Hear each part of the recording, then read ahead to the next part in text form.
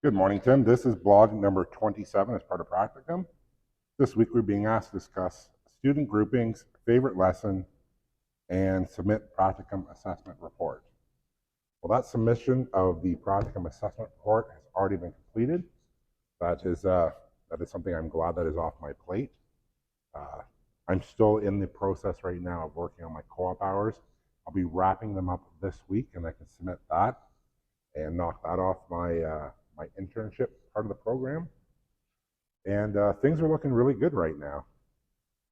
In terms of my student groupings, it's always been the same. It's these two rows of desks, and when I do have students work collaboratively in groups, I let them choose their own partners at first, and then I adjust it as necessary to see who works the best, or who I guess can benefit from working with other people in the class. If I see students that are struggling, I try to put them with some of the stronger students in the class, because some of my students do have some transportation experience. Even the ones that are in my grade 9-10 class, some of them have more experience in their personal lives working with their parents or an uncle or a grandfather or whatever.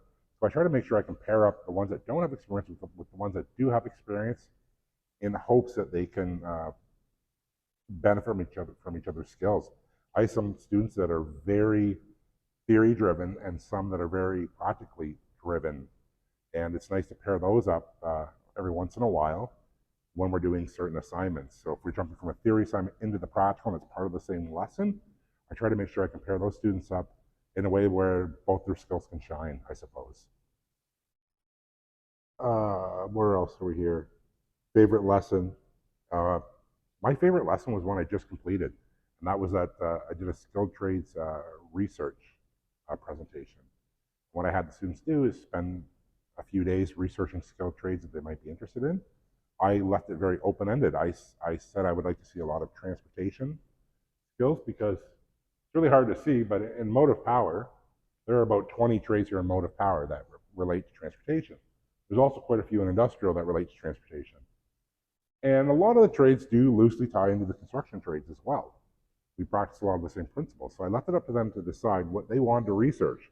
And the goal behind that was for them to really be able to articulate what kind of opportunities are in the skilled trades, where you can go in a skilled trade, the type of advancement that is out there, and really see some of the numbers that are out there in terms of the salaries and benefits. And some of my students really ran with this, and they talked about union versus non-union. They talked about the Red Seal endorsement, how that could really benefit them or it could deter them. They did a really excellent job with it. I thoroughly enjoyed it. So that was my favorite lesson plan to date. And I think I had mentioned this in my previous blog, a couple blogs ago, that I'm helping with the OEAP, or sorry, the co-op department, and I built a skilled trades presentation, and it's basically along the same lines as that, to help young people identify how beneficial, how rewarding, how much opportunity there are in a skilled trade. So my students really liked that. They had a lot of fun with it. I had some really amazing projects. That was fantastic. And yeah, so I've covered what was outlined for week 27. Otherwise, on a personal level, I guess, for this semester, things have been going very well. It's been very nice starting at the beginning of the semester here, fresh, putting my own set of rules in place. I got all Sammy safe here that the phones go in. The kids have been following it. And the ones that don't feel comfortable with this, I make them put them into their book bag or their knapsack or whatever they call it. But I don't allow them to be on their person at any time in my class. And a majority of students, for fear of temptation, will put their phone in here because they don't want to get in trouble. And I honestly, I don't want to get kids in trouble. I see it so unnecessary to have that battle with students. So the fact that they've fallen in line and they've bought into the idea, and because I was here last semester, a lot of kids knew coming into this what to expect. It's really helped. So that has been very beneficial in the classroom. It's a good way to keep students engaged, and I couldn't be happier with the results so far. Aside from teaching out of my broad base, that can be very difficult at times. I've actually reached out to several colleagues in the program. Rob has been one. I've spoken to Paul in the past. Daryl helped me out last semester in terms of some lesson planning ideas. I still have a colleague from another high school here in London. He's a transportation teacher who checks in with me regularly and helps me out if I have any ideas or any questions or concerns, because we don't have any other transportation teachers in the school. I'm the only one. So I've had to lean on some of those friendships that I've made and not be afraid to ask for help. And it's been very beneficial. And I'll tell you what, I've made mistakes in this class. I've called something a wrong term. I've given a wrong answer when we've done a review, and the students have been quick to point it out. And it's a great learning moment that even as an adult, even as a teacher, you'll make mistakes from time to time. The kids get a kick out of it. And it's, it acts as like a team bonding moment, I guess, when, haha, the teacher was wrong, and the teacher laughs along with it. But it's, I try to be transparent and I try to be honest, and I'm not afraid to say, hey, I messed up. So, and I think the students really appreciate that. At least I hope they do. Otherwise, I'm looking forward to, we're almost at the end of our semester 3 in Windsor. Things are going very smoothly. I couldn't be happier with my progress. I don't know about my marks from my NOOP yet because I haven't seen any posted marks yet. But I mean, in Darren's class, I'm doing very well. And I've learned a lot in Darren's class. I've really enjoyed a lot of the stuff he's taught us. He's introduced.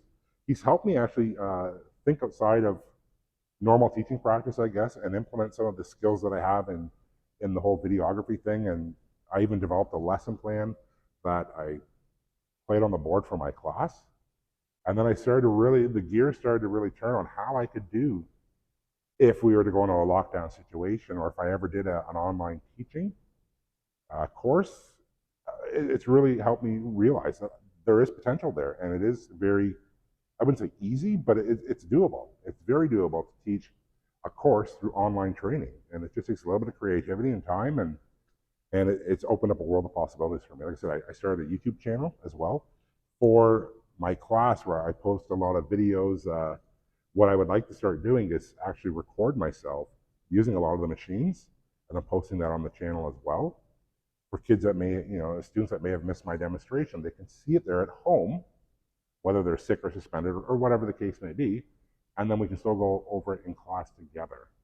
So I see it as such a valuable tool, curating materials for educational purposes. What else do I have to report? I think that's about it. I think that, I got to tell you, when it comes to recording these blogs, I don't know how much you appreciate it on your end. I feel like you do, but it does take much more time to record this video and then go home and edit it and then upload it to YouTube and then wait for it to load to YouTube and then to post it into Brightspace. And then it takes like 10 minutes to load into Brightspace because it has to download into Brightspace. And it's so time consuming, but I thoroughly enjoy just getting to speak to you and just diarrhea everything out there without the opportunity to sit there and type edit, and make it super stale and robotic. So it's we're reaching the end of these blog entries. I'm going to presume that we are going to be doing these blogs until we go back to Windsor, even though you only have 32 entries listed here. So I'm going to continue to keep doing blogs. But yeah, I've enjoyed this. I've enjoyed sharing these experiences. And I'm going to look back at some of these videos and see my highs and my lows and laugh at it down the road. And I already have laughed at some of those moments where I was like despair and I couldn't see 5 feet in front of me because of how much emotional stuff I guess I'd been going through. But it's nice to see that turnaround and that growth. And I think that's why I like doing the video blogs, because then I can see in real time, not necessarily real time, but I can see how I was feeling in that moment. And I can see that change in my personality and the fire reignited. Because I see in week 29, we need to reflect on our decision to become a teaching professional. And I definitely have a lot of feelings there to share about that blog when it comes up. So that's blog number 27 for this week as part of practicum. And I am very, very happy to say that I'm enjoying this experience so much more than I was coming in here in mid-first semester. We'll see you on the weekend, Tim. Have a good one.